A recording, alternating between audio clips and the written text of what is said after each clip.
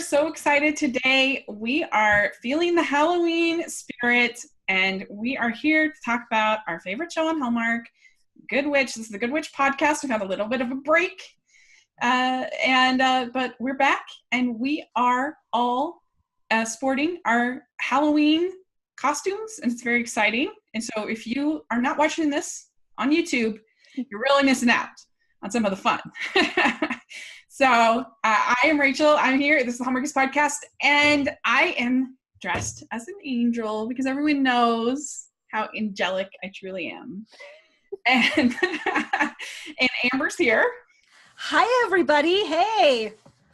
And I really want Georgia to guess what I am. So, Georgia, please go ahead and try to guess.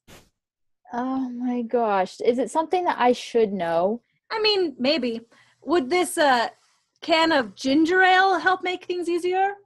Is it from like a cartoon or something? No. No. How about this handy jug of maple syrup? What's happening? I'm Canadian. I was trying to think. See, I have a maple leaf on my hat. I was trying to think, what's the most Hallmarky thing I could be? Canadian. That's so true. That is so true. But I feel like you should have said you were excited about doing this podcast. I am very excited about it. Sorry. I forgot to do that. But now you get it, eh? So, yeah, yes, very true. Good job, Amber. Good job. Thank you. I would like to say that my halo even has little lights blinking. Yes, Rachel. Everyone knows you're the most angelic.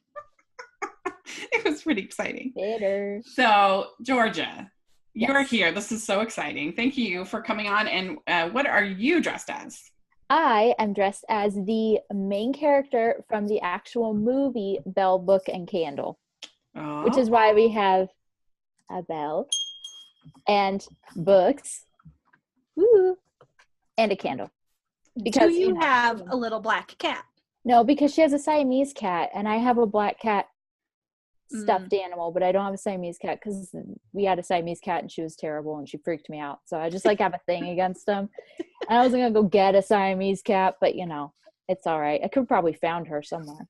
Yeah. We'll have to do a Bell, Book, and Candle podcast one of these days. Talk about the movie. I've never seen it. So you haven't? No, I know. Kim Novak. I know. Terrible. Jimmy Stewart. So this is our big, exciting Good Witch movie that we've had. This is like the fourth Halloween one they've had in a row, and they are great. And if you haven't listened to our interview with Catherine Disher, make sure you check that out because it was really fun. She was great. So, yeah, what did you guys think overall, your overall response to Good Witch, Tale of Two Hearts? What do you think, Amber? I really liked it. I had the only downside is that we didn't get #HalloWedding, which was an amazing hashtag and would have been an amazing event. But I can understand why they might not have done it because, maybe the movie audience is different from the TV series audience and they wouldn't want something that doesn't happen in the series and something that important to happen off series. I don't know the business aspect of it, but I could get that being a reason. But that being said, the promos kind of led me to expect no HalloWedding, so I wasn't devastated. But despite the fact that there was no #HalloWedding, please feel free to just keep using it. It's my favorite thing I've ever done. I really enjoyed it. Georgia? I feel the exact same way, surprisingly enough. Yeah, I was bummed that there wasn't a wedding, but I kind of like that they just addressed it right off the bat. And we're like, you're not getting a wedding. And I was like, no. But then it made it so you could enjoy the rest of the movie instead of thinking, okay, are we going to get it? And then at the end going, wait, we didn't get it. And so I could just enjoy Martha and Abigail for 2 hours, and it was the best. So I loved it. I really did. I loved it too. I thought this was Martha's shining hour. So of course I love it because I love Martha. And she teared up 3 times. I'm like, whew. Yeah. It was really good. And I even thought that the way they handled not having the HalloWedding was like really tender. And so I was like, you nailed it. You even nailed the not having the wedding, which we know from other shows is not always nailed. And this was really good. It almost felt like a little bit of an episode of Once Upon a Time to me, with the sort of the backstory and with the the Merriwick, the whole kind of lore of the ruby. It kind of reminded me a little bit of an episode of Once Upon a Time. I could see that, yeah. Yeah.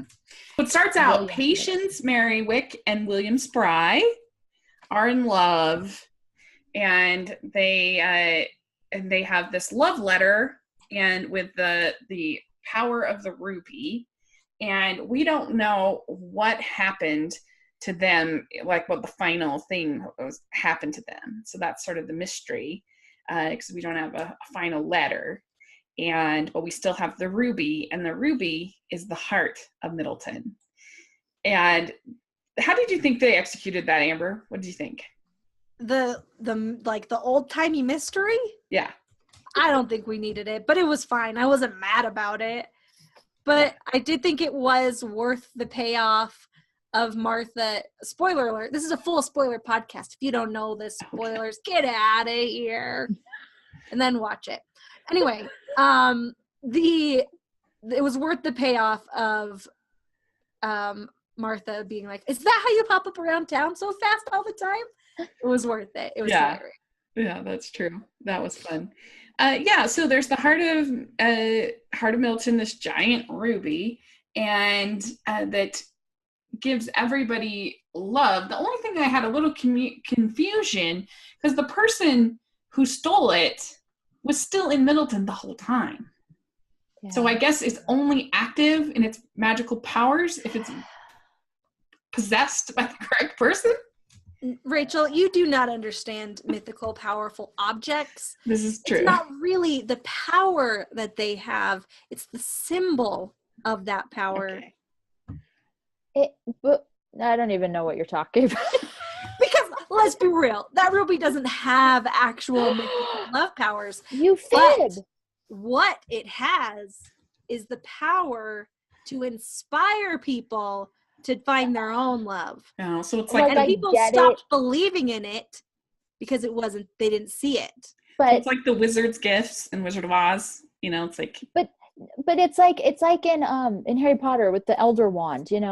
So, okay, if it goes to the wrong person, if the person who didn't actually earn it has it, it's not going to work because the one who stole it did not have it in what did they say? It was given to her in trust. But the Elder Wand only works for the person who owns it as opposed to the heart of Middleton, which works for the whole town.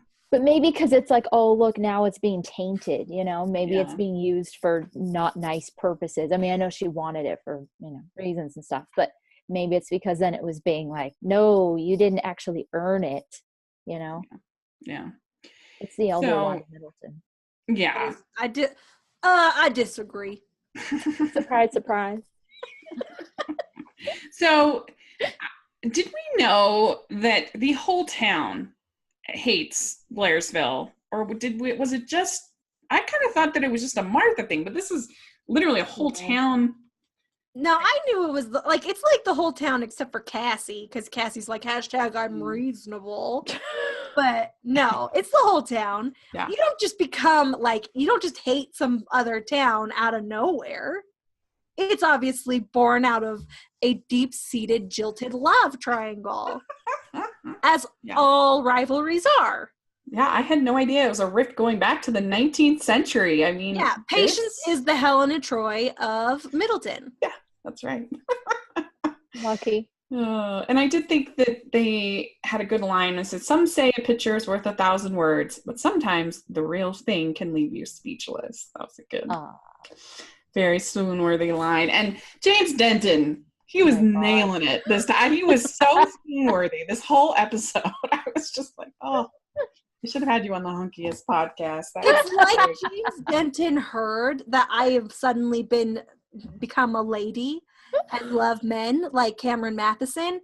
And like, well, if she's now somebody who I can woo, I'm gonna step up my game because I was feeling James Denton.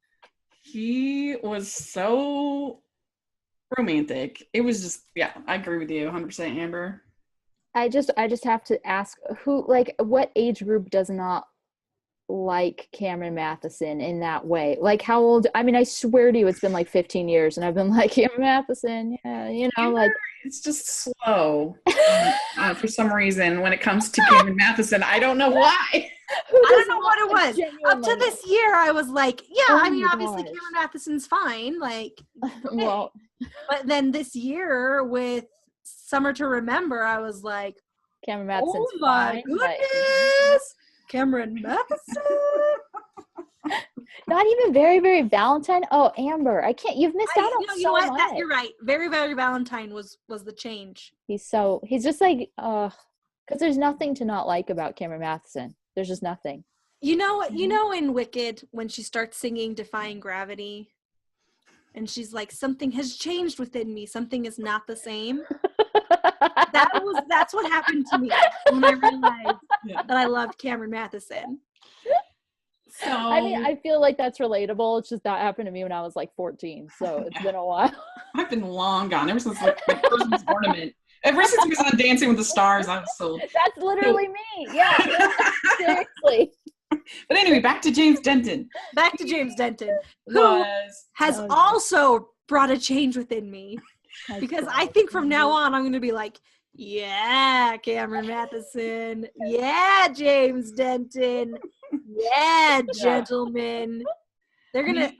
I loved him on Desperate Housewives, but like, yeah, he was so swoon-worthy in this. I thought he was so sweet and so like understanding, and you actually saw like Cassie getting kind of sad about missing the wedding, and I was and then he was feeling, comforting her, which is super attractive. It was really good. He stepped up. Yeah, they did a good job making the guys likable this time. They weren't doing that during the season, but they helped themselves a lot. Agreed. So, and also we heard right away that Phil was gone. Gone. Can we also just talk about Abigail real quick? Yes. Was she the absolute worst in the whole universe, and you wanted her to lose desperately? You need to be quiet forever. Yours is not a Canadian way to behave, first of all. You would not say anyone is the worst. Second of all, Abigail is so not the worst. How do you not? You're going to have an Abigail moment like you had a Cameron Matheson moment someday, because you're just going to be like, oh, Abigail's great. No way. Oh, yes way. No way. You're always saying like, oh yeah, she just goes about meddling in people's lives to get them to come to their realizations in a different way than Cassie. No way are you saying that about this one, because it was all 100% Abigail all the time to Abigail. I think you felt that way because of how much we love Mayor Martha. And this was their true rivalry. But yeah, except for the whole time she was like, yay, I'm proud of me for winning the pumpkin carving contest. And I'm like, oh my gosh. Amber, do you expect her to come out there and be like, oh, I want you to win so that people will like me and vote for me and I'll be beloved? That's literally what she said. But she's not going to say, oh, I'm so worried. I'm like crying worried. She's stressed out worried. It just shows differently. It's not going to come out the same way as it does with Cassie. She just wanted to be like the best and get the glory. So does Martha.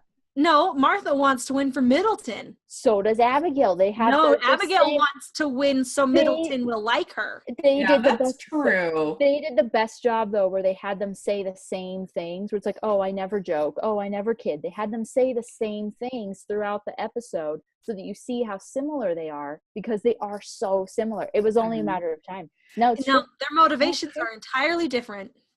No, because Abigail has never fit in anywhere. I don't know if I would go that far entirely different. I think that they're both they both have egos that they want to be fed, I guess. But I was surprised, frankly, that Abigail is interested in any of this stuff, that she cares. Like, she's never seemed like somebody, I mean, yes, she has had a little bit of an ego, but I would expect her to I was expecting this to not last long, and it looks like it's actually going to last long, this her being mayor thing. And I mean, I never thought that she would want to run for election and stuff, because, I don't know, just, it didn't seem like something that she would want to bother with. Like, she's not a community person. And I just figured she would just burn out real quick. I think that's the point of it, though, is that she got into it, maybe for herself, maybe to prove a point, maybe to prove she could do something. But now, like she says, she doesn't realize how hard it is, and she didn't know it was going to be that much work and stuff. I think it's going to be like, oh, look, she cares so much about Middleton. She cares so much about the people. I think that's it's a setup for more character development, Amber. Please tell me one person she expressed any concern or care for in the entire episode. I thought the end with her and Martha was actually sweet. She didn't care about Martha. She wanted Martha's pie. You fib. No, I thought it was Amber. The ending was sweet. Come on. It was, Rachel. I agree. Yeah. I wanted Blairsville to win because Abigail didn't deserve it. That's the thing. Martha was willing to turn on the town for most of it. And not because the whole town turned on her. The whole town didn't turn on her. They have to stick with their own town. So I kind of wish that she had stayed turned on Middleton a little bit longer. Like we'd gotten in many episodes because that would have been hilarious. But anyway, we're jumping ahead. So let's talk about museum lady person. Yes. Gosh. Mm-hmm. What did we think about her? She was fine. Honestly, it was fine. I didn't care. Mm-hmm. Obviously, that's your Paris guy. Obviously, you stole the thing. Blah blah blah blah blah. I don't care about them. It was just like, this is what's happening. Go over there. What I want to know is what happened to his neurotic stalker girlfriend. Yeah, I wondered about that. Because they just kind of dropped it. Yeah, he was like, we're broken up, bye. And then we never saw her again. Yeah. And I care deeply about her. I knew you would. I would love if they bring her back for a later episode and Cassie makes her life. Okay. Yeah. So they have the whole rivalry gala in the museum, and the big showcase is the Heart of Middleton, and it gets stolen. And of course, we always knew, but it didn't who person who stole it. But it doesn't really matter because Cassie always knew too. So we're basically in the same position. Yeah, no, I'm not mad that I knew who it was and that we knew who it was. I was just like, yada yada yada. It's fine. Yeah, but when they first show Abigail, I was like, the job thief. Oh. And so the fact that she won me over a little bit by the end, I thought said something, but I was just like, how could she take Martha's job? So rude. But but then especially when Cassie says, no one bangs a gavel quite like you. I was like, I love Cassie. Cassie was the only person who was even being remotely nice to Martha. Yeah. And just saying. So, yeah, I feel like Stephanie is secretly on Team Martha. Agree? I'm on Team Martha, Stephanie. I want them to team up. Yeah. Don't shake your shaky head at me, Georgia. I think the whole Team Martha? Oh, no, I do. I just don't think everyone needs to pick teams because I think the point is that they all come together and they all learn, and Martha maybe can find something else to do. Everyone learned except for Abigail. Abigail telling her that she's not the town gossip because she's not part of the town anymore was my favorite part of the episode. I'm not kidding. I love Abigail. I think people underestimate her and misunderstand her. And I think that Martha's you know what? Martha was not likable in the beginning either. And you know it.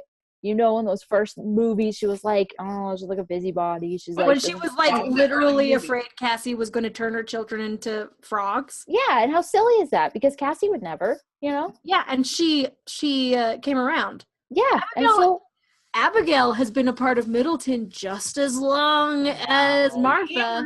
How do you have Cassie? How do you root for, say, Henry Gowan, and you're so annoyed by Abigail? I mean, they're both basically supposed to be sort of the antagonists to our heroes. No, because people don't root for Henry Gowan, and in the story they treat him like a villain when he's doing villainous things. And in this show, when Abigail does villainous things, everyone's like, "Yeah, give her the trophy. She deserves it."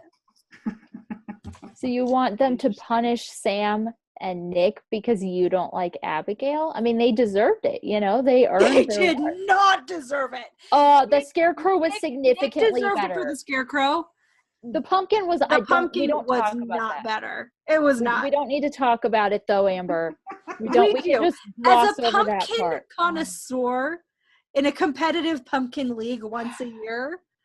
I could have, like, legitimately, my friends and I did better jobs than that in less than an hour. It's true. Your pumpkins were impressive with a capital I. That was amazing. She did, literally one of them did the Mona Lisa. That was me. I know. Oh, that was you?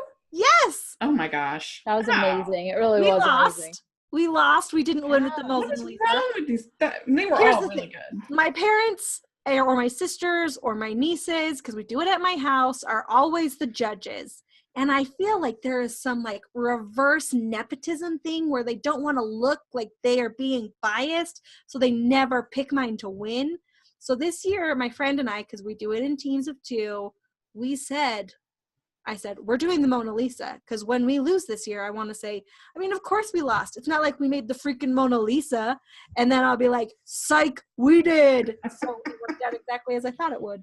That's craziness. Okay, well. You deserved it. So, yeah. I deserved it way more than Abigail. Abigail didn't do it. Sam did. Yeah, I know, but I deserved it more than Sam. Yeah, but that spread of food that was supposedly from Cassie's wedding, there's no way that's Cassie's wedding. Like, come on. It was all like pastel and like green and stuff. Like, what? This is what I think happened. I think Cassie was like, Stephanie, would you like to cater my wedding?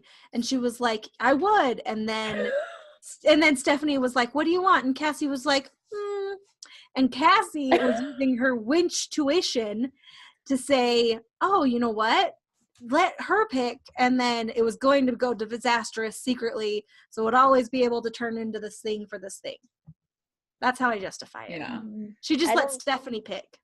But it's also Sam's wedding too, so shouldn't he have had some kind of say in that? Well, Sam and Cassie both agreed Stephanie could just choose. It was just so not Halloween, and it was so not Cassie. I was like, But anyway, so Stephanie is freaking out about having to change all this food. Plus, I did not think that Cassie would be a lobster tail kind of gal for Ooh, who knew? I guess the Grey House is fancy. By the way, where is this supposed to take place? You mean the show as a whole, or this? Like, where geographically is Middleton supposedly? I feel like it's in like Connecticut. No, they were supposed to be he was supposed to be able to go to like Cubs games, wasn't he? So it has to be near Chicago. Oh, is it? Illinois. Yeah. Okay. Tom's supposed to be going. I'm going to pretend that they're straight up in just like a suburb of Toronto. Because they are. I feel like because they are. Yeah, I'm just going to like it doesn't say. They can be Canadian. But he wouldn't be able to drive to, like, Cubs game. It just, geographically, that doesn't make sense. Well, it's only, like, 6 hours from Minnesota. No, where was it? Detroit? To Toronto by car? Yeah. Because that's where they always go on Sister Sister. I know because I had a travel snafu and we were going to possibly have to drive from Detroit to Toronto. There you go. So, do we all agree that Nick and Grace getting along is much more pleasant than Nick and Grace fighting? Oh, for sure. I am back on board with Nick being on the show. He doesn't have that weird girlfriend anymore. Yeah. He's not being like a little brat. He was being helpful. All I want is for Abigail and Martha to run off for mayor. Nick is on Team Martha. Grace is on Team Abigail when they have the inevitable election. And I want them to still be friends, but competitors.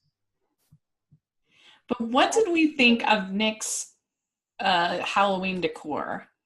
On the house? Yeah, on the house. It was fine. Yeah, it wasn't really like, shut your eyes, get ready for this amazing reveal, boom. But he is doing it by himself for the first time. Yeah. And to make Cassie happy. Yeah. He doesn't deserve a prize. He doesn't deserve the Abigail commemorative participation. There you go. Participation award. So but, he did. It's just the effort. It's the thought that counts, Rachel. Yeah. So there's that whole conversation between Cassie and Sam where she's trying to get him to do the pumpkin carving. And then they find the heart pumpkin. What do you think of that heart pumpkin? That's pretty gnarly. Why was it? This was the worst. Like, Chekhov was in his grave rolling over. Because what was the point of the heart pumpkin? I could imagine if he used this amazingly heart-grown pumpkin for the contest. Right. But he didn't. True. It was just like, hey, look at that. There's a heart-shaped pumpkin. It was just to be like, magic is happening in Middleton or something like that. I don't know.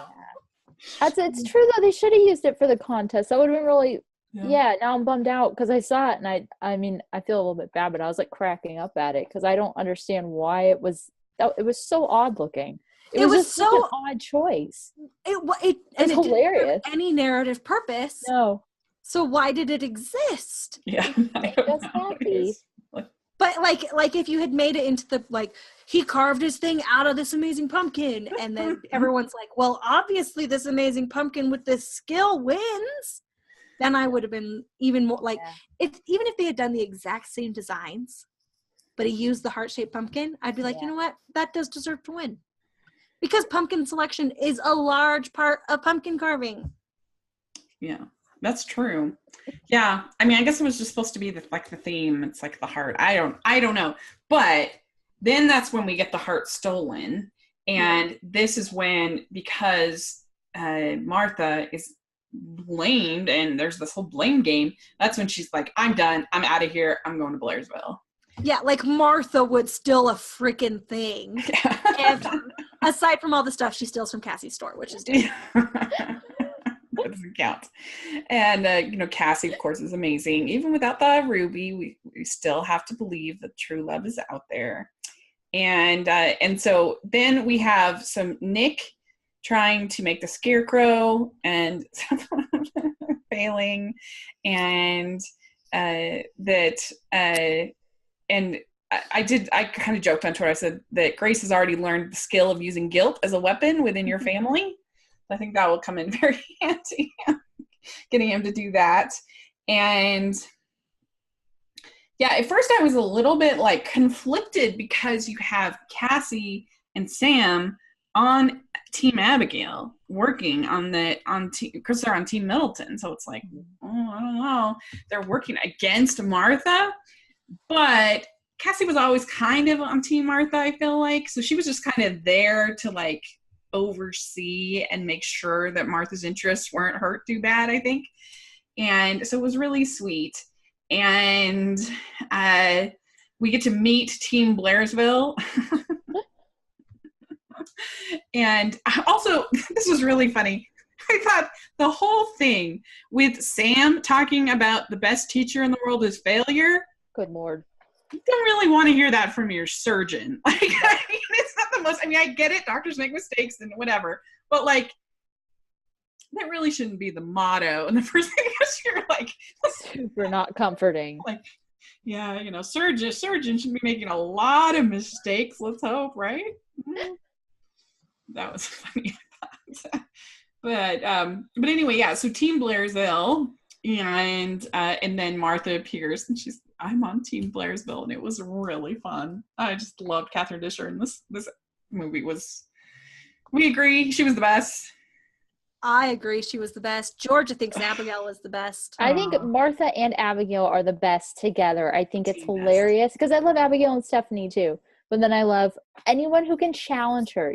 Cassie's not going to do that, and I love Cassie, but she's not going to do that. And so it's funny because people also don't challenge Martha. Yeah, they're well matched. I do agree with you there. I don't hate Abigail the way Amber does, but I'm still going to be on Team Martha for sure. So okay, so yeah, the museum lady and then the boyfriend, and when we saw Abigail wielding that gavel, my heart hurt. Ooh, I was so mad. I was mad for several reasons. I was mad because she was using Martha's gavel. And then, are you kidding me? They were going to use Martha's recipe? Yes. Without her permission? She left. I was so... That's her recipe, Georgia.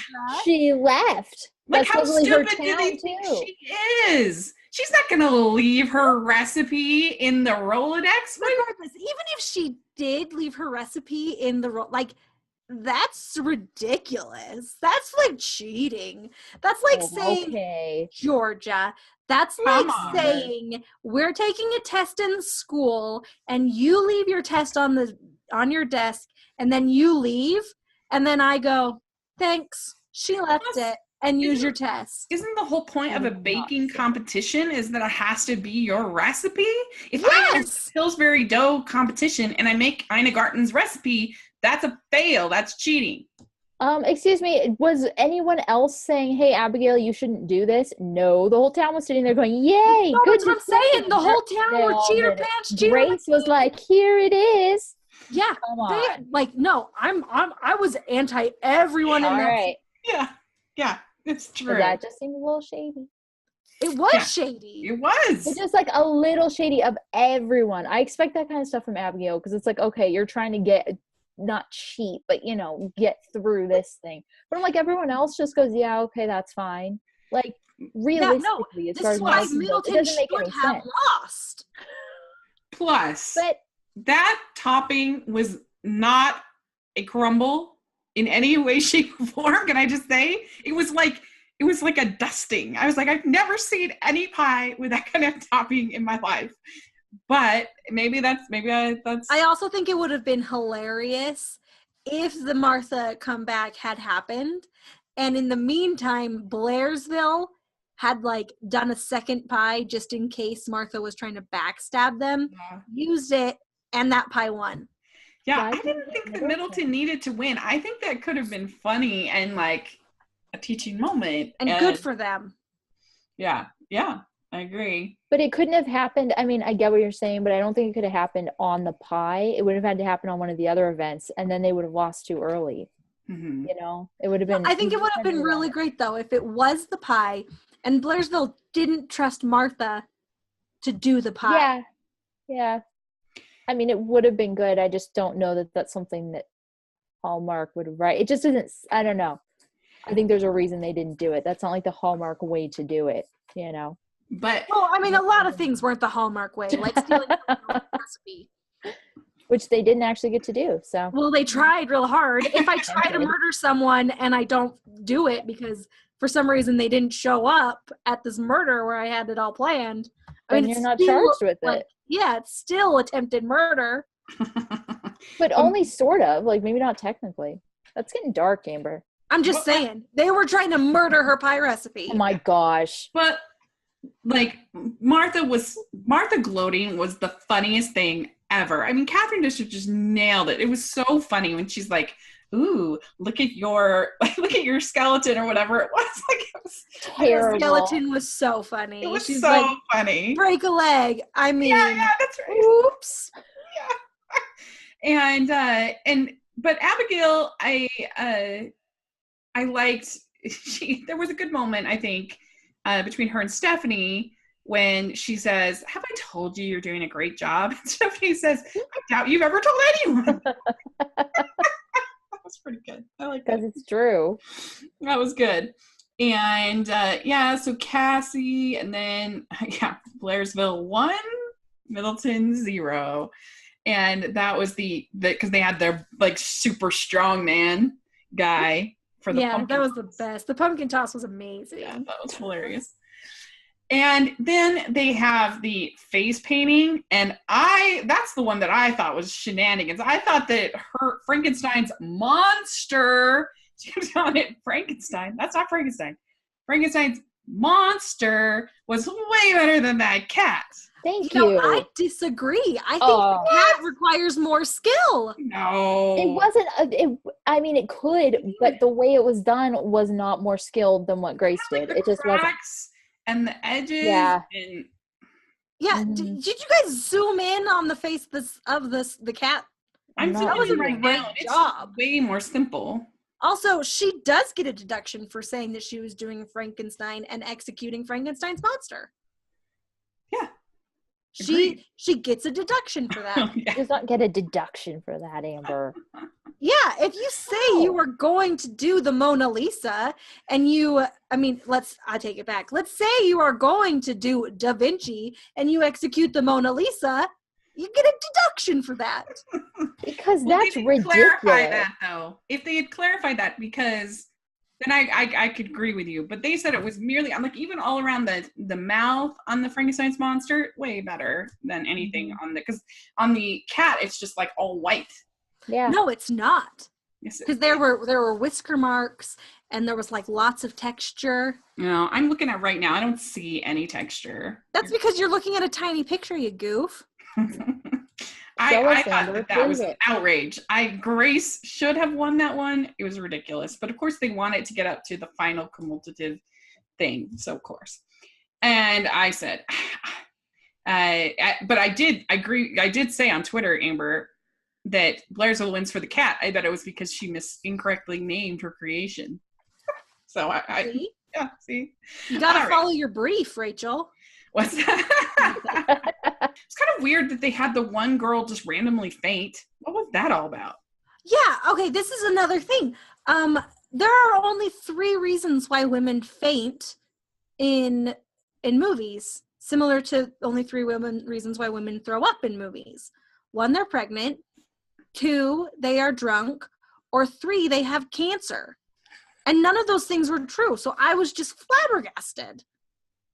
What if they want to be like caught by an they have to fainting by James Denton. There you go. Yeah, that's a fake swoon. Swoon. Okay, that was weird. It was bizarre to me. It was like when it happened. I was with my mom and I was like, "What?"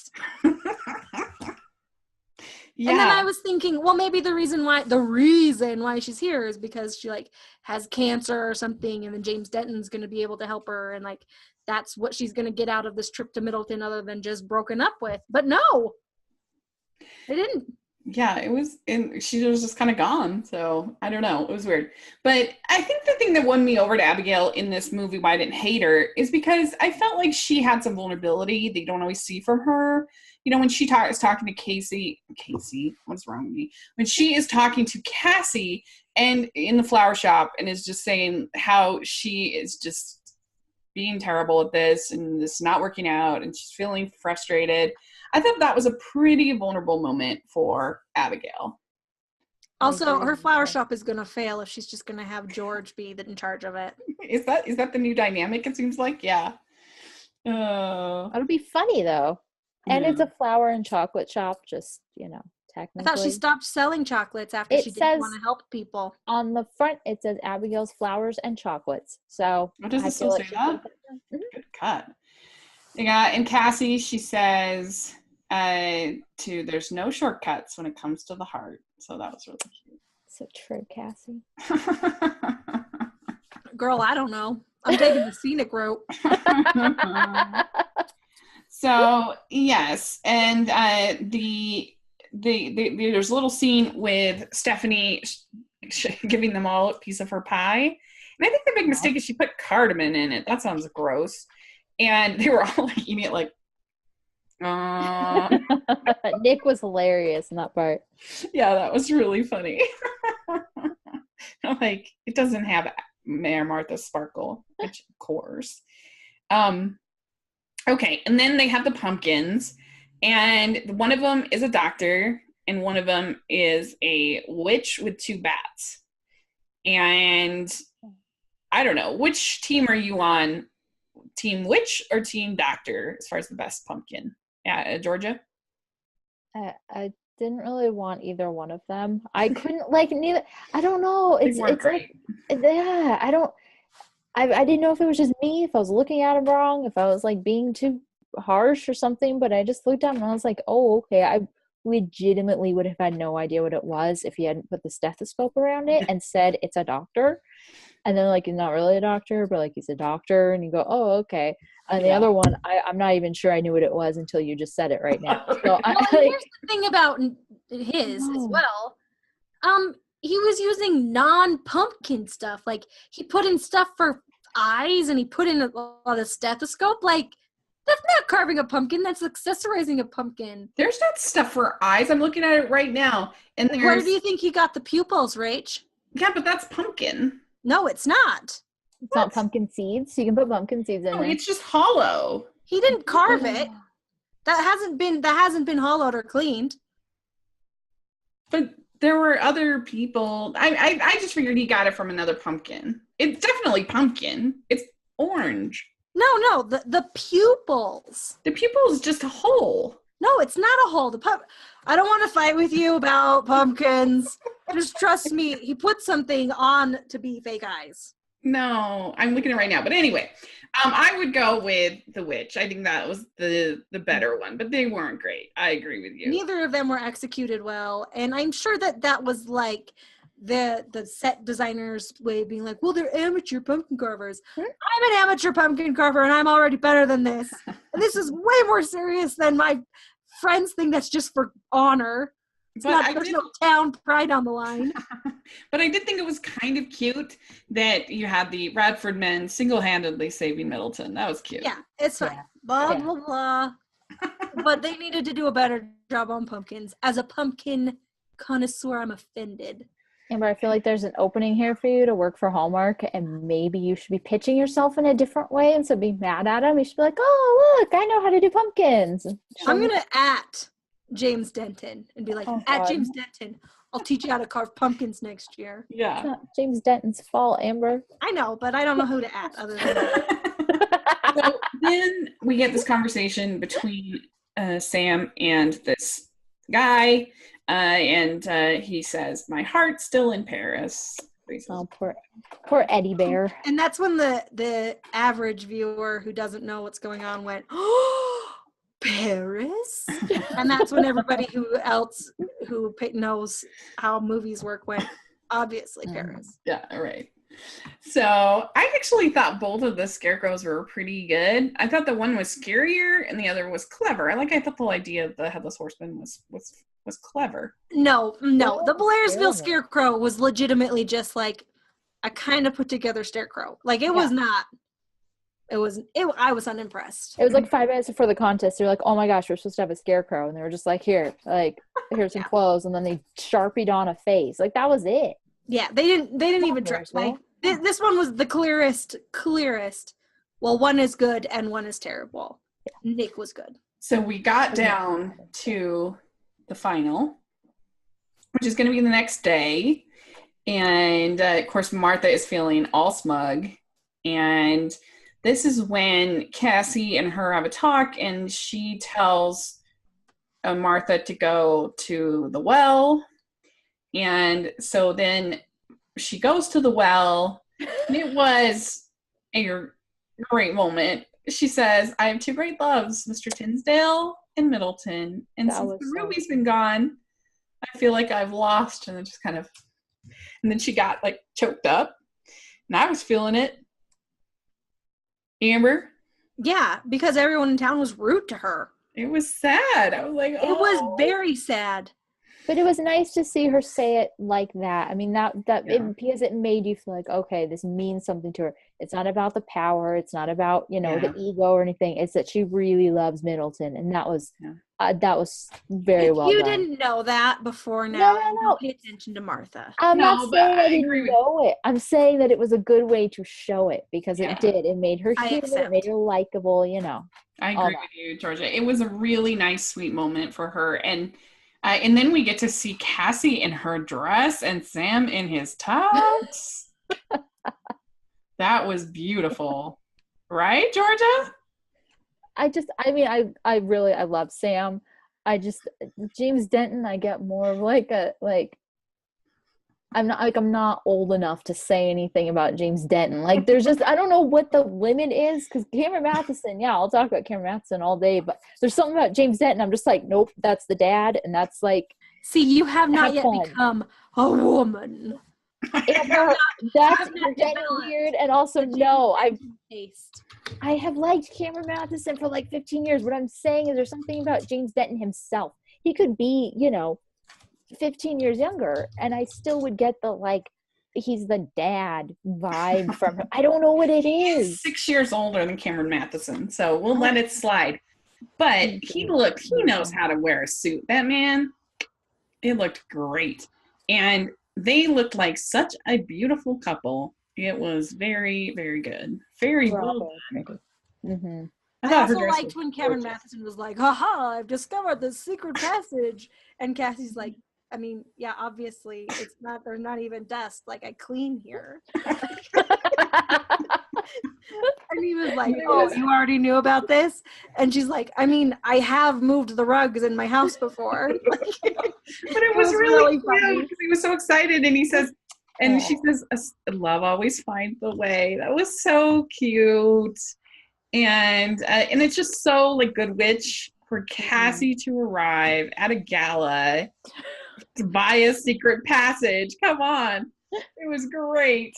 And everything is going completely wrong at this party. Because the heart is just there. It's just a huge problem. The dynamic between Grace and Nick was very, very cute. I liked them at the party. I thought they were fun. And she's all sad, poor Grace. She can't actually leave, you know. Yeah, and I forget who it was that said I could do with less curses in my life, actually. It was Nick. Was it Nick? Okay, that's right. That was funny. And then the power goes out, and boom, the heart is back. It was very exciting. And that's when Cassie says, she's talking to a new museum lady, and she says, I need you to do one last thing for me. I need you to tell me how the story ends. And there's still time for a little magic. It was a classic.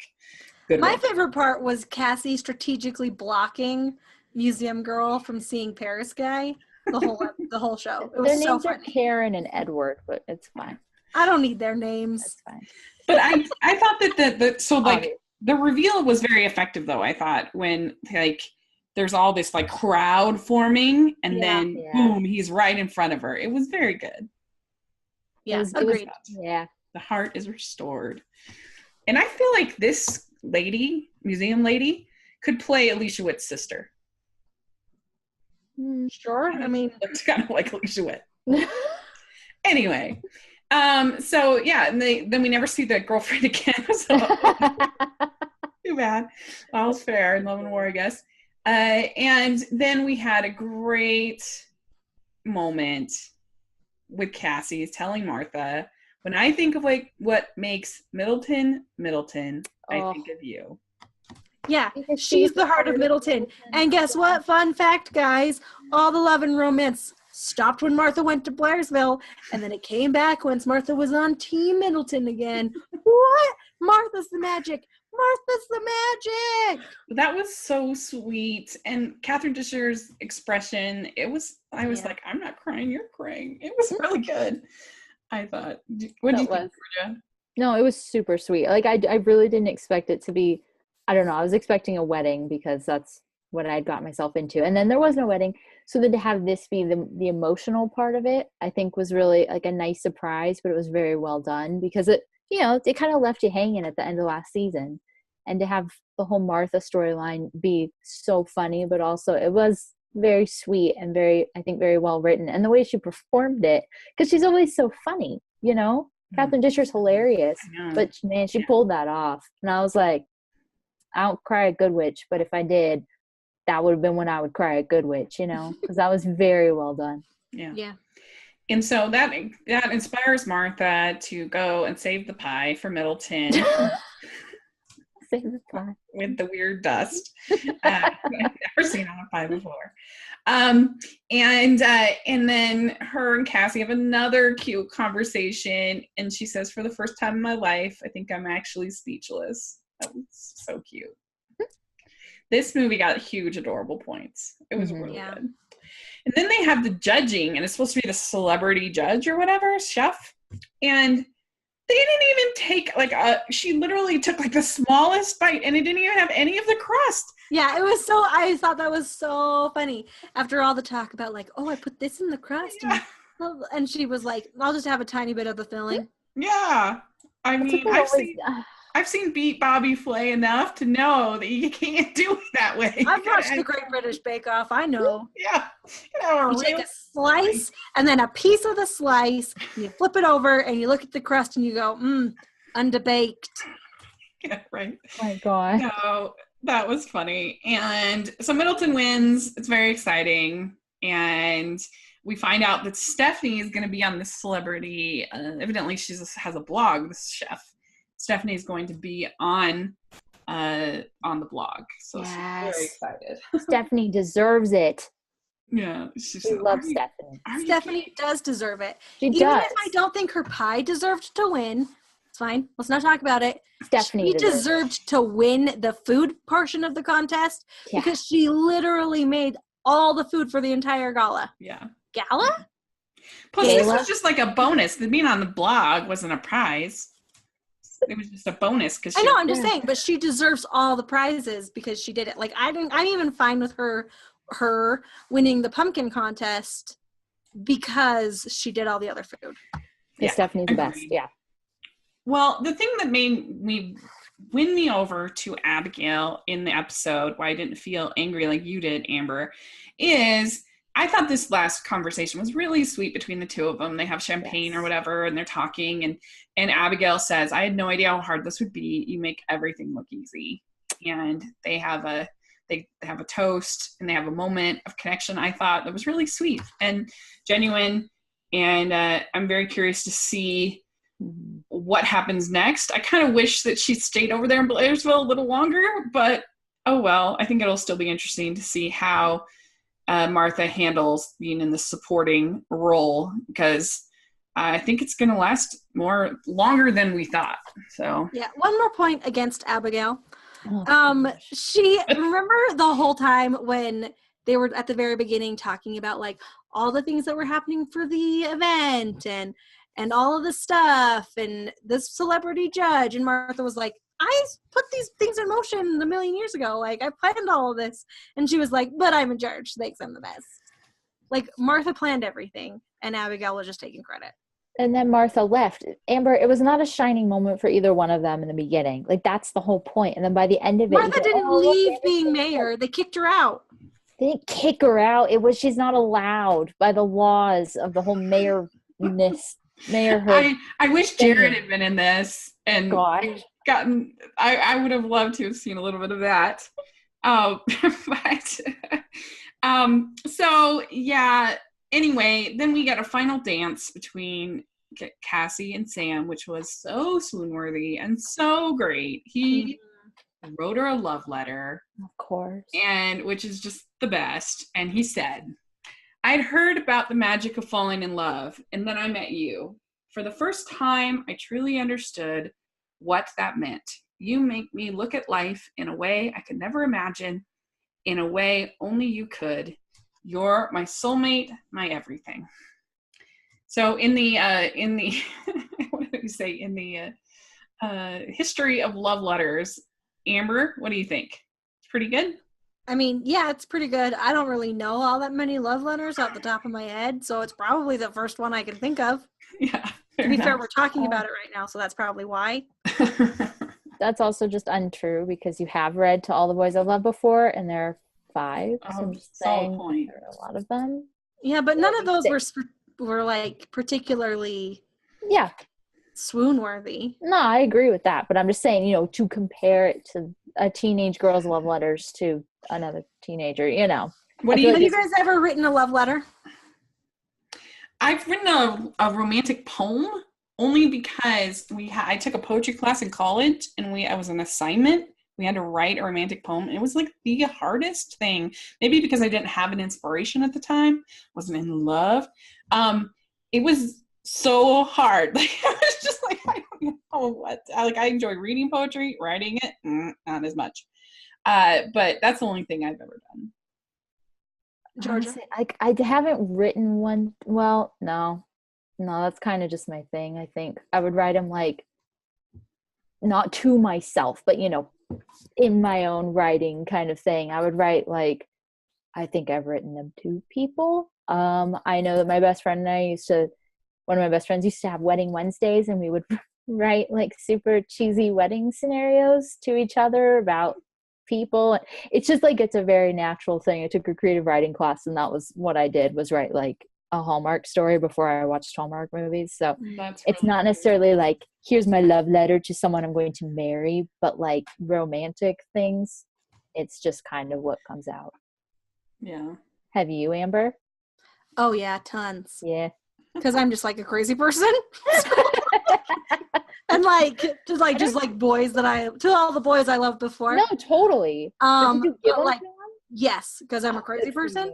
Good for you. Then, and I also have given someone, I wouldn't call it a love letter. It's more like a manifesto of, I will never see you again because I love you too much, and you're gonna marry my friend.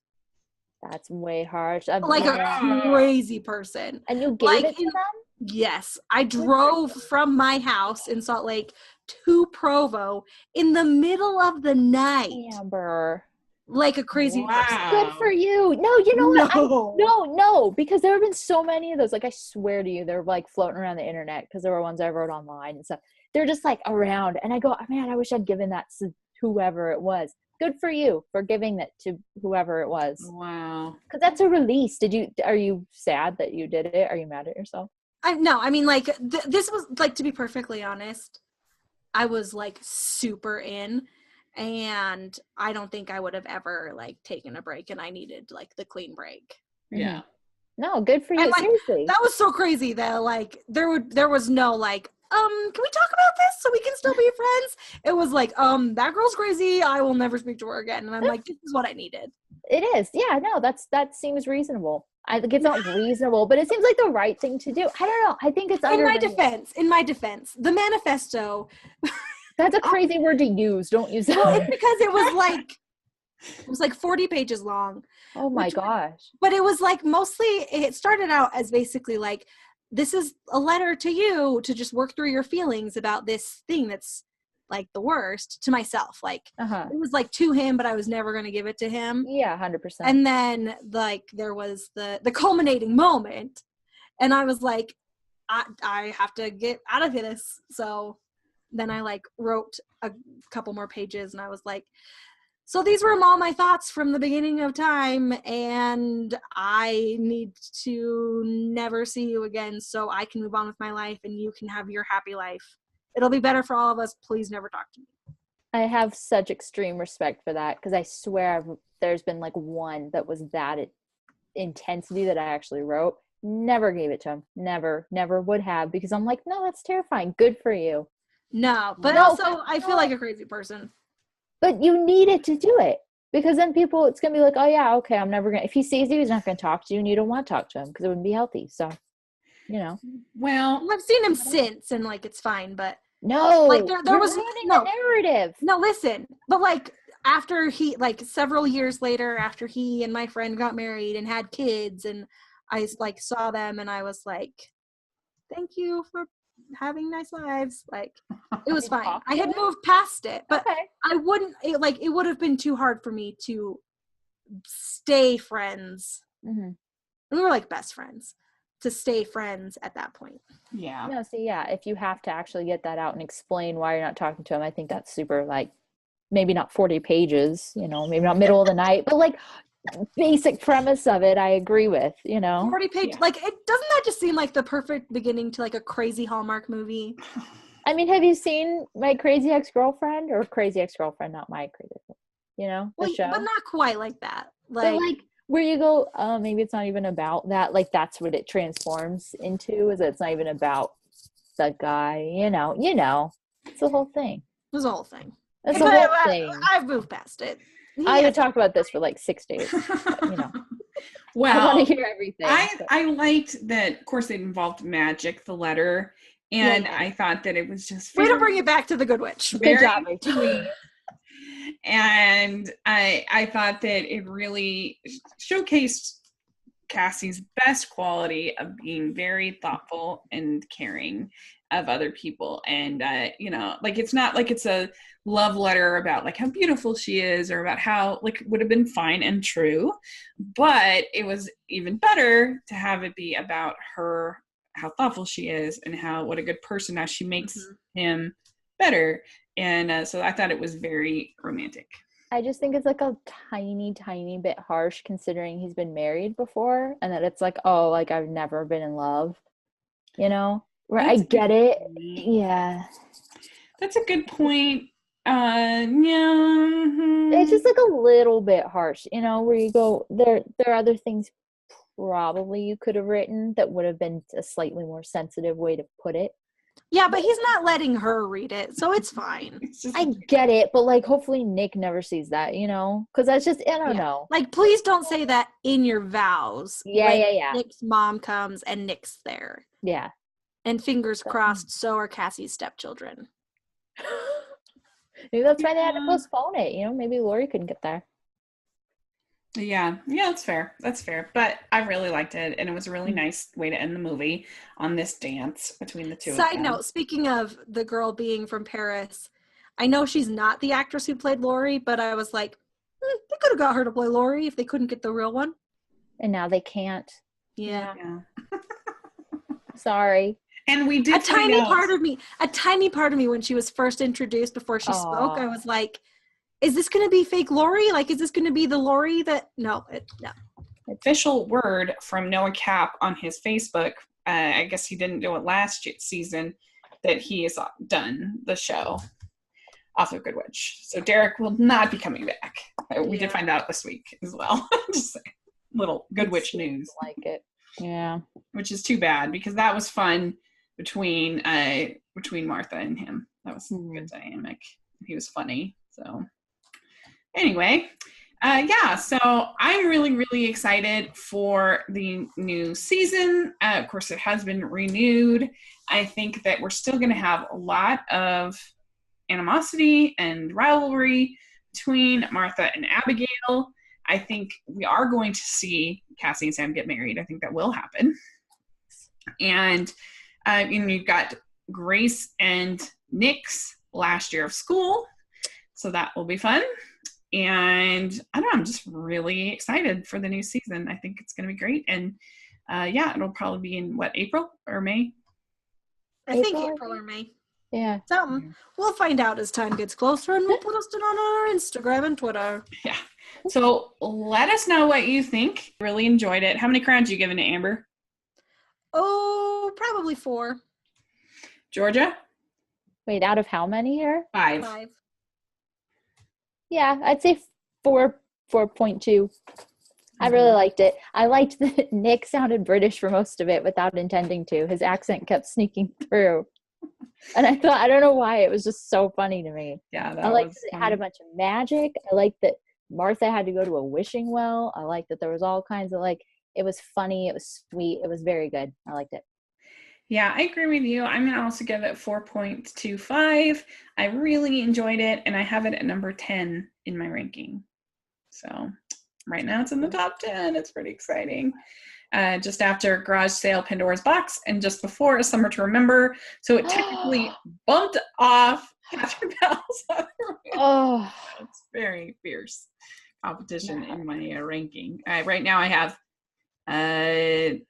have 56 movies right now in my ranking. So you're about to double it with Christmas. Yeah, it's going to be insane. So thank you so much, Georgia, for coming and talking Good Witch with us. This was so much fun. I love talking to you guys. Thank you. Yeah, we love having you, and we're excited. We have it already scheduled. You're going to be on one of our recaps for Christmas. Yeah. So that's going to be super fun. And we have really fun stuff planned for the Countdown to Christmas. We have guests every week, so that'll be super great. And and we still have our Christmas preview that we're going to be doing. We have our fall harvest recap that we're going to be doing. We have lots of other fun stuff, tons of cool interviews, and we hope you enjoyed our interview with Randy Carter on Monday, editor extraordinaire. He was really fun and really great. So lots of great stuff going on in the podcast. Make sure you check it out.